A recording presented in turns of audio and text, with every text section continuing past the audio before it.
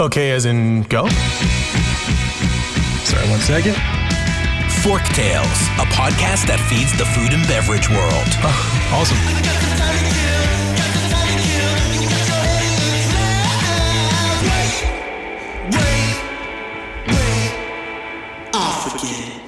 Forktales is brought to you by Vigor, a branding and marketing agency for passion-driven, innovative restaurant, beverage, and hospitality brands.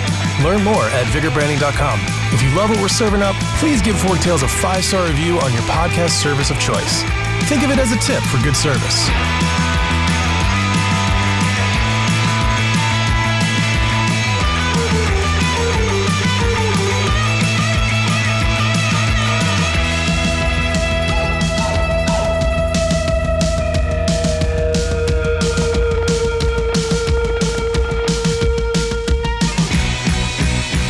Everyone, today I'm joined by my friend Richard Pennock.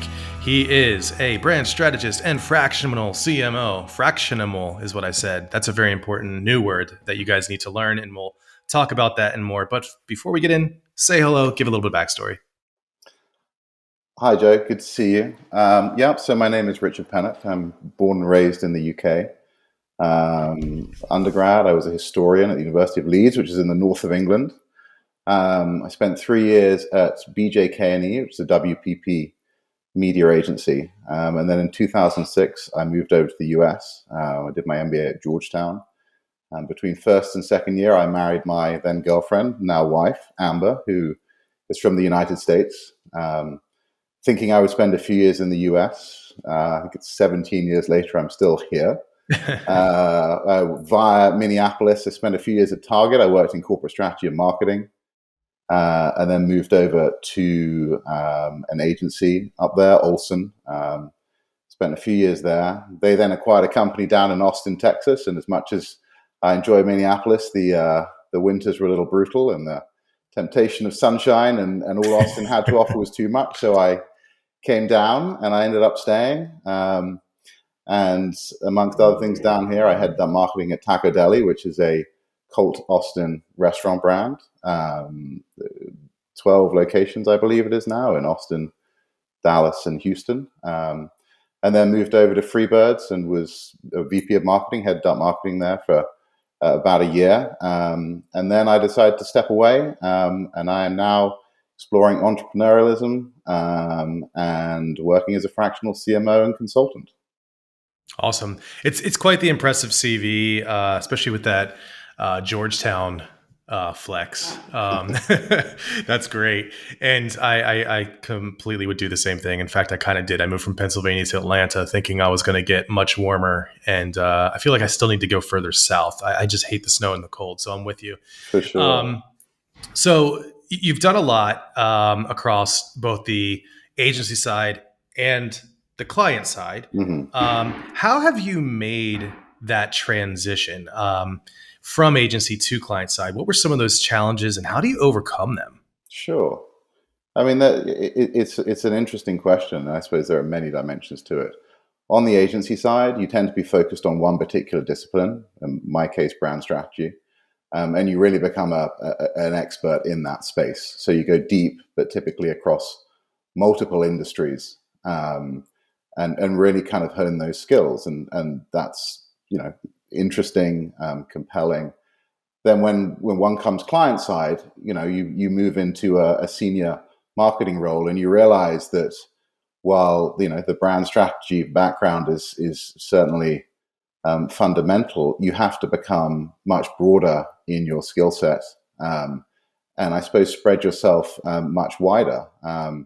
So there's a learning curve in terms of other disciplines. You also have to become comfortable becoming reliant on others. Your team becomes super important, the people you surround yourself with, and really have to go on a journey of continuous learning. I think one of the things that I realized coming out of business school was, I think for a short period of time, I felt smart, and I felt like I had a lot of things down, and I felt ahead of the curve. And then as you progress in your career, you realize that marketing as a discipline is evolving and changing and moving so quickly that, continuously immersing yourself in learning is absolutely critical. And as you come into a leadership role client side, it's even more important. You cannot master everything, but you need to know enough that you can have insight, give feedback, critique, and move the brand forwards. Yeah, it's a good point. And it makes me laugh. And there's a part of me that also feels bad. So like when you do a strategy, let's say, let's take the worst or the most drastic, right? So you do a brand strategy in, let's say, 2008. Mm-hmm. All right, and you have a marketing strategy and all the stuff, all the things you want to do, and you're saying certain things to your client, whether it's C-level leadership because you're client side, or literally with the client across the table because you're agency side. And so you're saying these things and you're pushing them to do amazing things to get the traction, yada yada. And then the iPhone drops, and then like half the things you said that were valuable and had to happen have actually shifted now. And now you're like, Mm-hmm. no, we need to be here. And I think it almost gives marketers and marketing leaders and thinkers a little bit of a stigma from the more rigid and steadfast group of the operations side, or even president CEO side, For that are sure. looking for stability and control and mastery, using my archetype terms there, um, as opposed to, they see marketers and we maybe have this stigma of kind of be a little more willy-nilly, a little more less put together. Oh, their strategy shifted. Does that mean they were lying to us before, or are they lying to us now? So we almost have this stigma of like, at best, curiosity peaked or interest peaked, and at worst, liars. I mean, Yeah. there's a whole book called All Marketers Are Liars. It's actually quite a great book. Have you encountered that? And if you have, how do you talk to the operations side and at the president level and give them assurances of the stability and the control and the processes that they need to see to feel confident in what you're doing? Sure, I know, and I think you make a very good point, right? On the agency side, you're often challenged to really push the limits, and see how far you can stretch something. And I think good clients really want that, but good clients have to act as the bridge back to the business and really understand where the rubber hits the road, and how to translate a lot of that great thinking and that great strategy into something that's sort of practical, and that the business can bear. Right? It's strategy is useless if it can't be executed effectively. Honestly, Joe, for me, the best brand strategies are those that don't stick in the lane of marketing. They are things that truly influence and affect the entire business. I mean, that's a brand is not singularly marketing, right? It's every experience, every touch point that guests, employees have with the company. And if it, 100%. yeah, Sorry to jump in, but no, I've been notorious for saying this. Brand strategy is business strategy. Like, 100%, period. Yeah, 100%. I'm with you. And it's so interesting. I mean, in my experiences, often I've come into roles, whether it's on the agency side or on the client side, and the conversation has to start around brand strategy as this marketing discipline, and very much kind of sticking in that lane. But the true excitement comes when you start to see the eyes light up of CEOs, operators, folks in HR, and they can start to see how this strategy and the narrative behind it can start to affect, in a positive sense, all facets of the business and their particular discipline, and give clarity and focus and consistency. And I think that's where it starts to become really compelling. It's knowing that operations and the HR team and marketing and everyone is operating in lockstep. And so I think, I don't think it's a question of selling so much as enlightening and bringing them along with the strategic narrative, and then seeing how this can actually bring clarity for them, bring focus. I mean, ultimately, that's what strategy is, right?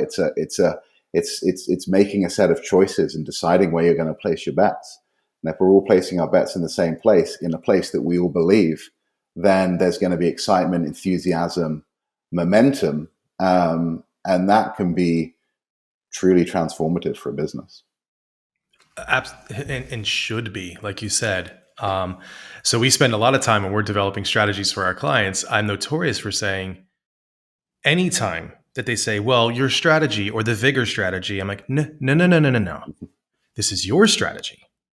This is from you. This is to your organization. You need to own this. You need to adopt this. This is yours. This is not ours.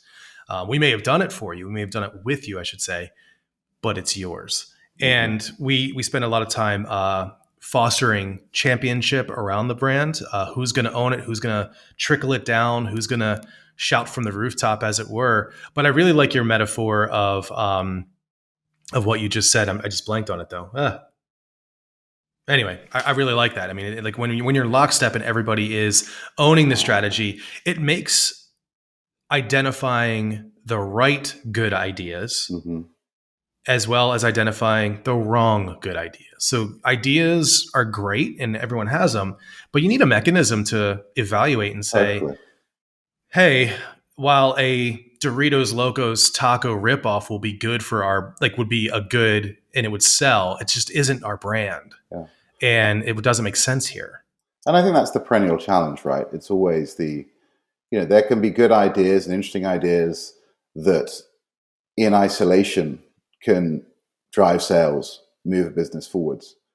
But the challenge is when you start to have multiple interesting ideas that aren't aligned around a strategy, the danger is that you start to create organizational, in the extreme, chaos. And there are great ideas that can work in the short term, but if they're not aligned with the strategy, we need to thoughtfully put them to one side. Or if we feel so compelled, then, we need to go back and look at the strategy because maybe we don't have the right strategy. And that's okay, right? Strategy, what's the saying?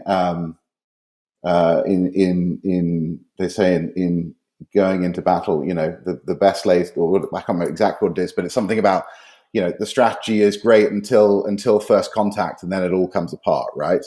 I think Mike Tyson said it better. Everybody has a plan until they get punched in the face. Exactly. There you go. Yeah. Far more eloquent. But that idea that, you have to be flexible. The worst strategies are when you are so rigid and dedicated and committed that there are forces that are compelling you to reevaluate. And that's okay, right? That's absolutely fine. That's the business is moving so quickly these days. But we need to be disciplined enough to know when to say no.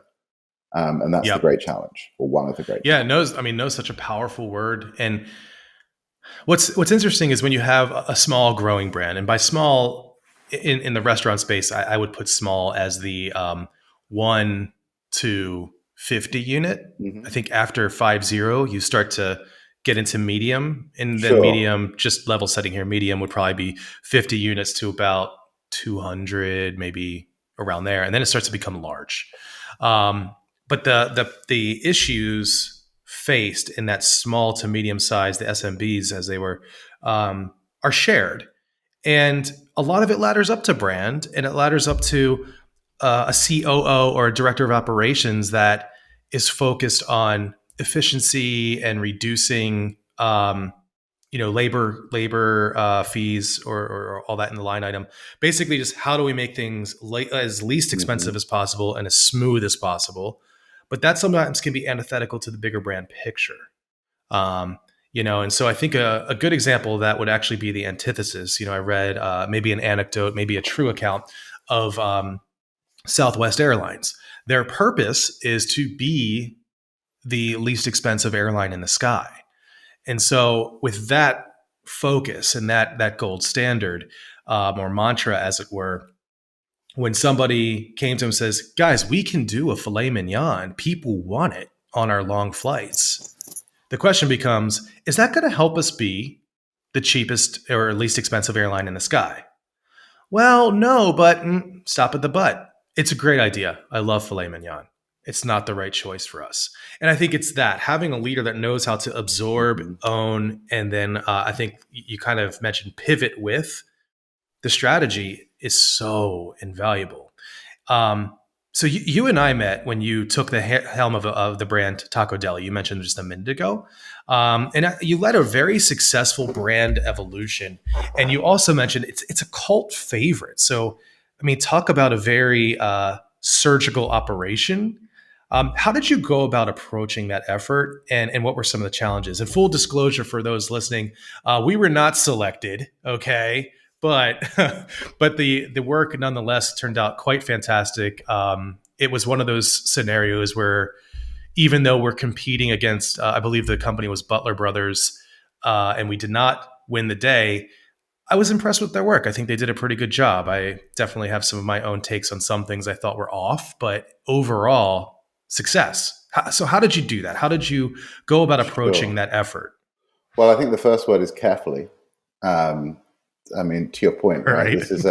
This is a cult Austin brand. Austin has a very good sense of itself, and here's this British guy coming in to this brand from essentially out of town, and so quite understandably, I think organizationally and in the community and amongst real brands, brand enthusiasts, there's a perception there could be a real danger here, right? And so, almost my first principle was be humble, right? I, you know, I need to, do my research.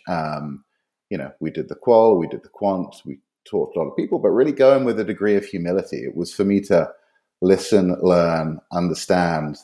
Um, and here's the thing: the great thing about Tacodeli, and I think there in a sense there are two types of brands, right? There are some brands that are struggling to find a truth, and then there are brands that have so many truths. The struggle is which truth are you going to lean into, and then how are you going to cascade everything from that singular focus.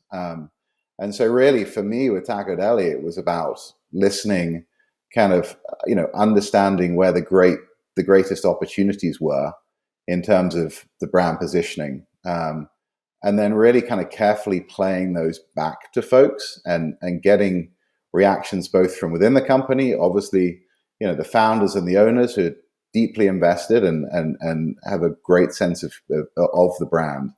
And then, back to brand champions in the community. The worst thing that we could do to go in and completely, sort of egotistically blow this thing up. Yeah, burn it down. Yeah, no, I mean, and rebuild, which was not the challenge. It was as much about focus, prioritization, and articulation, and then bringing it to life in a way that moved the brand forwards, but felt true and like a natural evolution of the long history of the brand. So it was a very sort of it was a long process. There was a lot of back and forth. There was a lot of tweaking, but really, I feel like I was the enabler, the facilitator, but it wasn't for me to say yes. This is where we where we need to land. This is it wasn't for me to go in and sell it hard, right? It was for me to listen, learn, present articulations, and then play those back and really sort of carefully focus and hone. And it was a great experience. There was a lot of, like I said, a lot of back and forth, a lot of delicate work. But I feel we landed in a great spot, and it really did act as a catalyst for a lot of sort of strategic thought within the company, and certainly the things that you and I would think about when we think about classic brand strategy in terms of visual identity, logo, restaurant experience, but I think even more broadly than that, and that's what made it incredibly satisfying. Yeah. So for those that are unaware, I probably should have level set this first. Tacodeli is, like Richard said, a small chain, about 12 units. They're known for, of course, tacos. However, in I would say Texas, but specifically Austin area, tacos are breakfast.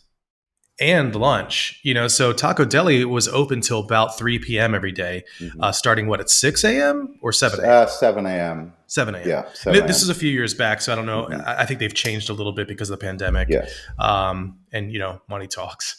However, I always thought that was a very great value because at 3 p.m. you basically had your night to explore side hustles, whether that side hustle is a hobby or a true hustle, meaning you're looking to build something to eventually go off and do full time yourself.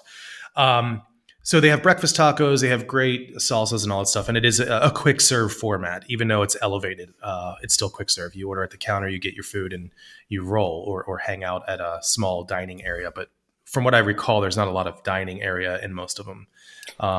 Very small footprint.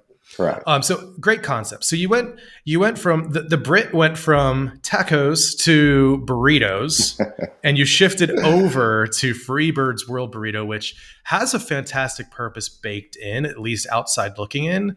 For those listening, if you don't know Freebirds, look them up. One of our previous guests, Bobby Shaw, had some experience at Freebirds as well. So when you went from tacos to burritos, how was that transition? Because, Freebirds didn't necessarily need a brand evolution, but they definitely needed marketing. So what were some of the challenges there, and how did you make that shift? For sure. Well, it was moving from, as you say, a restaurant with 12 locations to north of 50 locations. And so, there is just a different kind of organizational dynamic right at that point. And so, just getting a handle on that was important. But I think the principle's still the same, right? You have to have a clear, well-articulated, compelling brand strategy, and using that as the foundation to identify opportunities to grow the brand, push the brand forwards, drive sales. To me, that principle still remains. I think the great challenge, and this isn't particular to Freebirds necessarily, but there's this sort of almost this kind of academic way of which you want to do things, right? Which is, we're going to start with the brand strategy, and then we're going to look at this piece. We're going to look at our loyalty program, and then we're going to look at our paid media, and so on and so forth. Of course, the train is moving, right? And you've got to keep things going. Even though one might want to start from the beginning. And so the great challenge, I think, is you made the point about the 90-day plan.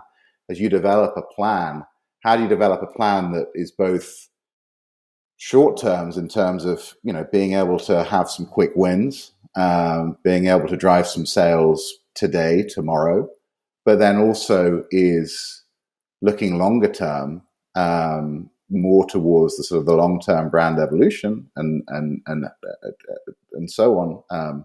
How do you build that plan at the same time and then keep the things moving together? That's the great challenge. And, as with any business, there's always, limitations around resources. And so how do you then prioritize across those short-term needs versus those long-term needs? And so, that was, I suppose, a lot of my thinking going into the role at Tacodeli, going into the role at Freebirds. Different context, but same principles. And it's a fine line that one has to tread. Yeah, you almost have to be. Maybe you have a better word for this, but I would say a flexible idealist. I like that. So it's like. Yeah. I think you have some people that go in that are flexible, and you have some people that go in that are idealists. And I'm not saying there's anything wrong with an idealist, because in the long term, like you said, the ideal is the goal. You want to work towards the ideal. But I think pure idealists get frustrated by, some of those holes in the wall of the ship that are, flooding in water. And I think there's, being flexible, or maybe a realist idealist is a better, more quippy one-liner. And the realness of it is, there's varying degrees of holes in the wall, in the hull, I should say. You probably want to tackle the biggest ones and Hmm. just succumb and realize that you're still going to take on water until you can actually appropriately and effectively fill in those holes. And it is a process and it is a journey. And the building the proverbial plane as it flies is very real. I think that some leaders are so desperate for a complete answer immediately that they're not ready to accept that you're still going to take on some water as we fix this, and that we are working towards an ideal, but it is a journey. How have you mitigated that sense of urgency or maybe stubbornness with needing the right answers all at once? How have you Sure. come up against it? Yeah, I think we all come up against it at various times in various guises. It's kind of cliched and perhaps a predictable answer, but I do think one of the things that's critical coming into a new role like that is quick wins, right? Show that you can do a couple of things that can move the needle, that can have some change, that can, whether drive some sales, address an issue, whatever else it may be. And there's just a degree of credibility that comes with that. That to me is huge. But then not losing sight of the longer term and being, a little bit stubborn in that regard, right?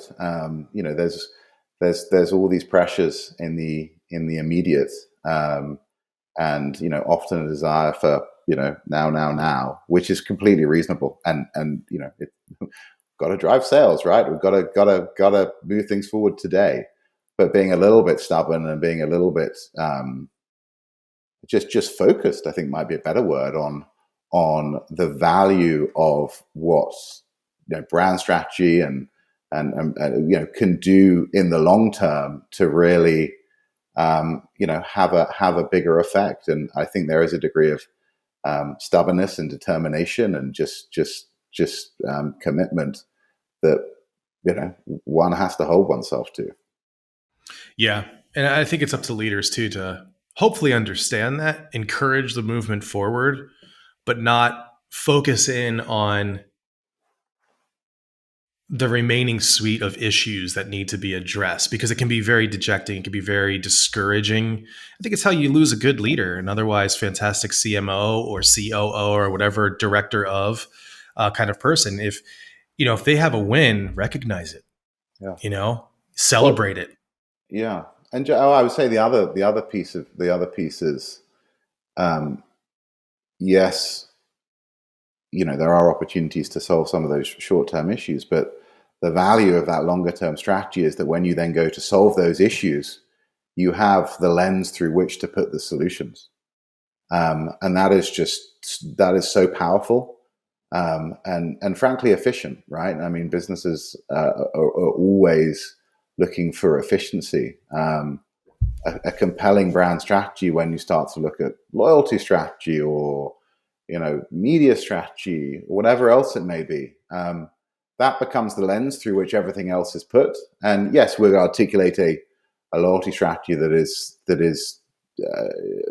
standalone, but ultimately laddering up the brand strategy, you've done a great deal of the work. And so, recognizing that can drive efficiency and alignment down the line, I think is very powerful. And as a marketing leader, it's your job to help others understand that reality, and get them aligned with and bought into the long term, 100%. And like I said, I think that's true of most every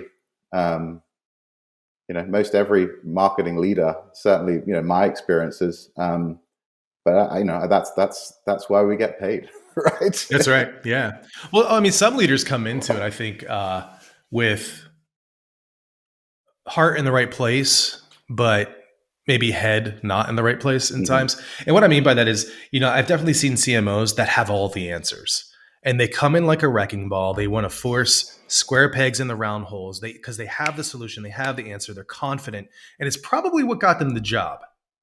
But you almost position yourself as a hero. And when you come in and people realize that oh no, he just likes to wear a cape. He's actually just a normal person, or she. It can be quite discouraging, and I think that's maybe you've seeded the wrong kind of plant there, as opposed to being very level headed, being very realist but idealist at the same time. Which puts you in a good position because your first 90 days, there's actually a fantastic book that is aptly named The First 90 Days. We'll have a link to it in the show notes. My friend and client, Daniel Gonzalez from Simply Salad over on the West Coast, he suggested it. I read the book. It's fantastic because your first 90 days actually has very little to do with getting things done. It has very much to do with building rapport, relationships, understanding systems, finding champions, finding people who are maybe hesitant to get on board and realizing what their motivations are while trying to plug some quick wins, like you said. And the worst thing you can do is steamroll in there and force it because you actually lose. You lose the team. You lose the people that are there to actually enforce it. So it's a great book. I suggest anyone reading it, especially when you're transitioning. And when I read it, I looked back on all the times I took on a new role, prior to Vigor, and thought, oh my God, I was an idiot. I was doing all the wrong things. And that explains why I got a lot of pushback in certain areas where at the time I was confused. I'm like, I'm trying to help. Why are you against me? But it very much is a human dynamic. So the final thing I really want to dive into here is, you had mentioned earlier, rightly so, that this marketing industry, not just the restaurant marketing, but all marketing, is so fluid and ever changing. And technology is the biggest word right now in the restaurant world specifically as well. So how have you leveraged tech to bolster and build your marketing efforts? And have you found any platforms that you think are reliably effective and invaluable? That's a great question. I mean, technology, it flows through everything, right? Everything that we do in marketing these days, or most everything. I'm not sure if this directly answers your question, but I think it's an important point to make. I think as a marketer, back to the comment I made earlier about limited resources and trying to be efficient.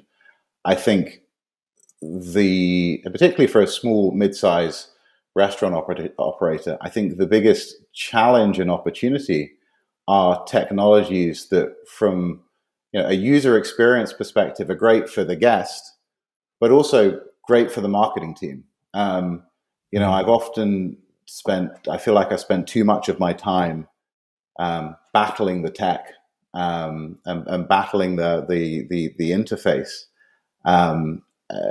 in order to push out a campaign to get something out there that seemingly should be relatively straightforward. And I think that's great if you're a large company and you can have someone 100% dedicated to a particular piece of tech.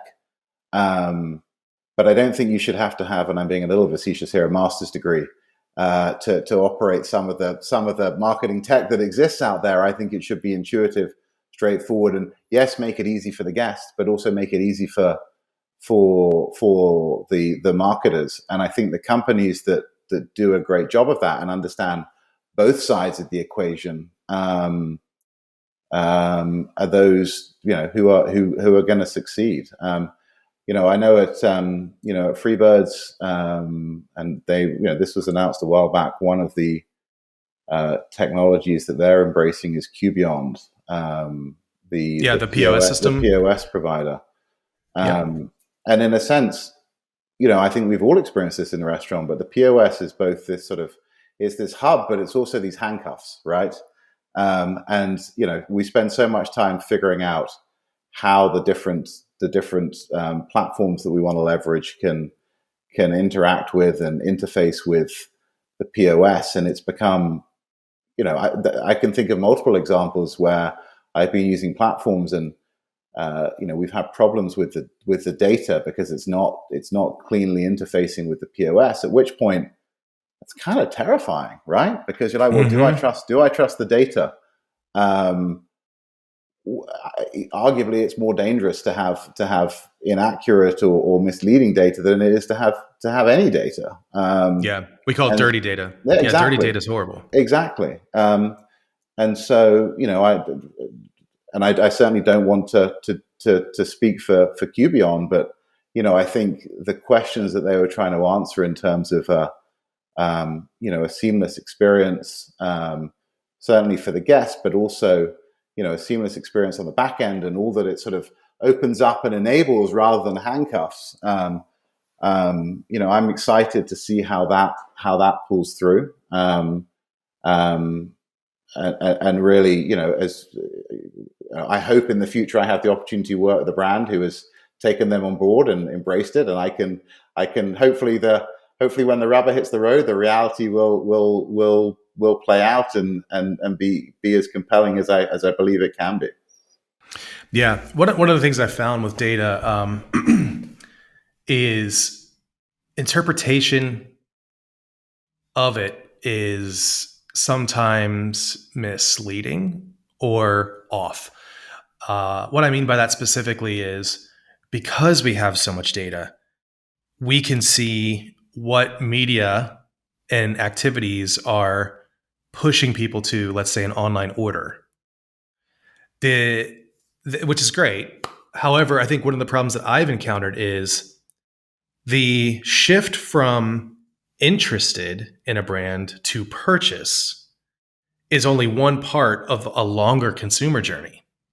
And there's a lot of things we do in marketing and advertising to get people from earlier in that journey, which is unaware and disinterested, to aware and then building intrigue.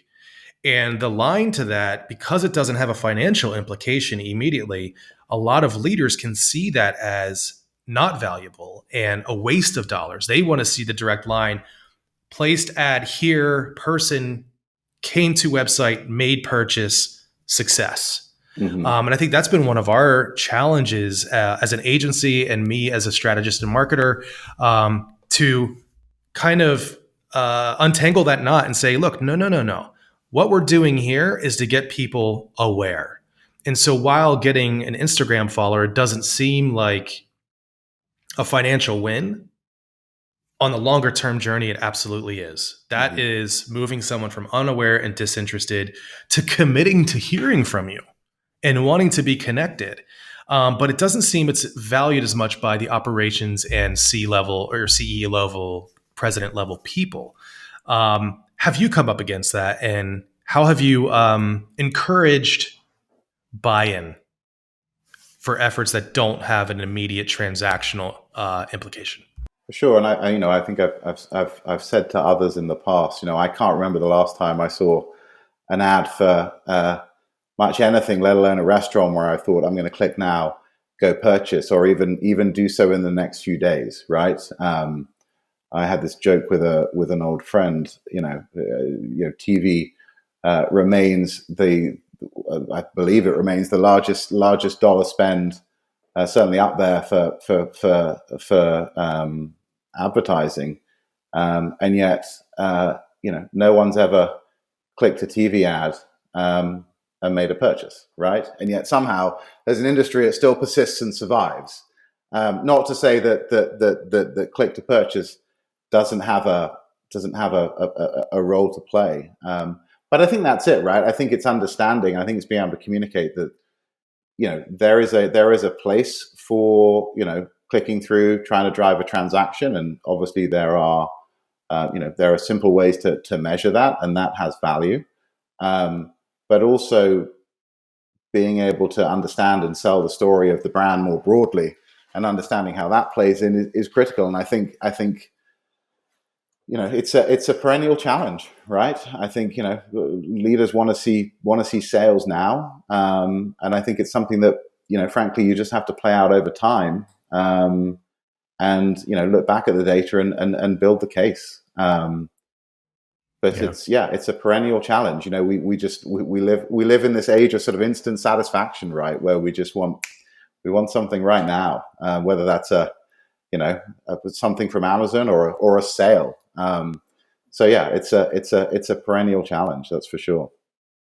Yeah, and guiding people there and getting them to buy in is really tough. Mm-hmm. A lot of it has to do too with what you're marketing. For sure. And we've come across this a number of times. It's like, I'm not afraid to say that some efforts that we have did not meet the goals and KPIs that we had set, despite our best efforts.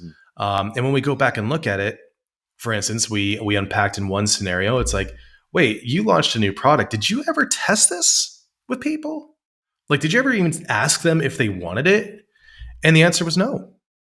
And then the angle was health. And then we come to find out that the caloric levels of this particular product were astronomical compared to their other products. So it actually wasn't the healthy option.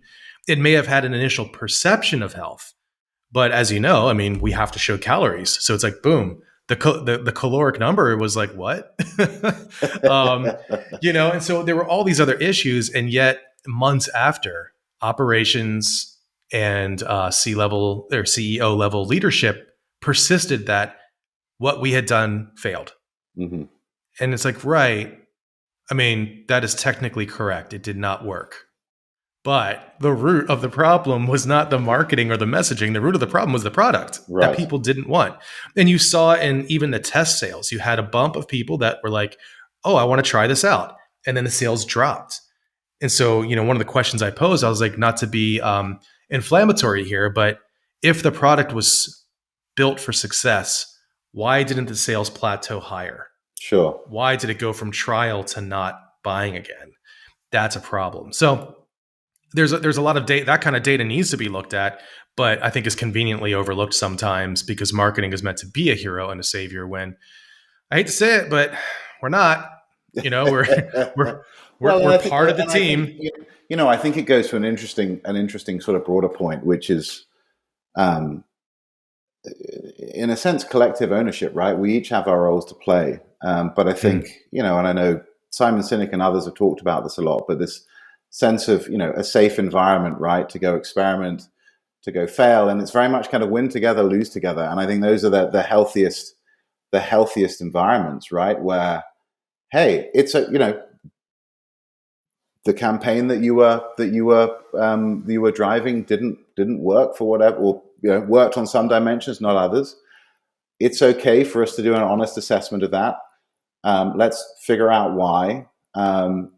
Maybe someone missed something. We all missed something that we didn't see. Go, okay, let's go. Next time we go, we learn, we move on, and we do better. And I think that is, I think that sort of healthy environment is critical to learning and growing. Because if you don't, then the temptation can be to everyone's pointing fingers. Everyone can transfer. You're looking to sweep it under the carpet, find other data that defends your position, and that is not a path to long-term success. Yeah, it's a very unhealthy relationship. Yeah. All right. Well, so let's shore this up and talk about a very unhealthy scenario. You have one final meal in this existence. What are you eating? Where are you eating? And why? This is such a tough question. I mean, oh my goodness. I'm going to narrow it down to maybe 3, and then I'll narrow it down to 1. So I love it.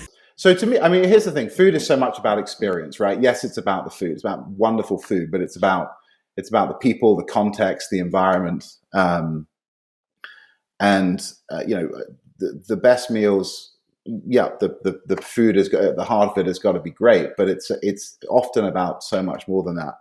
And as I think back to some of the most amazing meals I've had, this is going to sound very kind of, I don't know, dramatic or whatever, but growing up in England, we used to go down to Italy and the south of France each summer.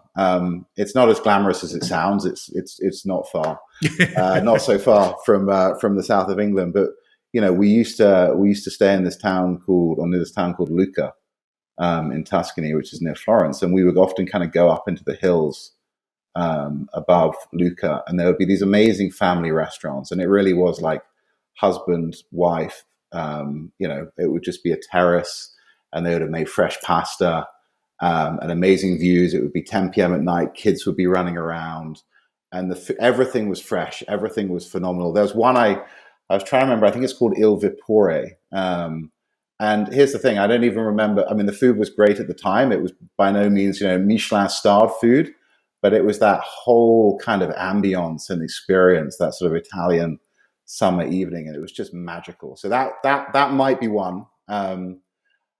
Similarly, when we used to go down south of France, we would drive down and occasionally we'd stop at an amazing restaurant. There was one called the Georges Blanc, which I think is a Michelin-starred restaurant. And I remember the food was phenomenal, but I appreciated at the time that I didn't fully appreciate it. So I kind of maybe go back there. And then closer to home here in Austin, there's a phenomenal restaurant called Uchi. It's a sushi restaurant, which is kind of weird because Austin's not particularly close to the ocean. But the food and the ambience there, it's just amazing. And I've had some wonderful meals there with my wife and with my family. So maybe it depends how I'm feeling as that final meal approaches. But one of those three to give you a more long-winded answer.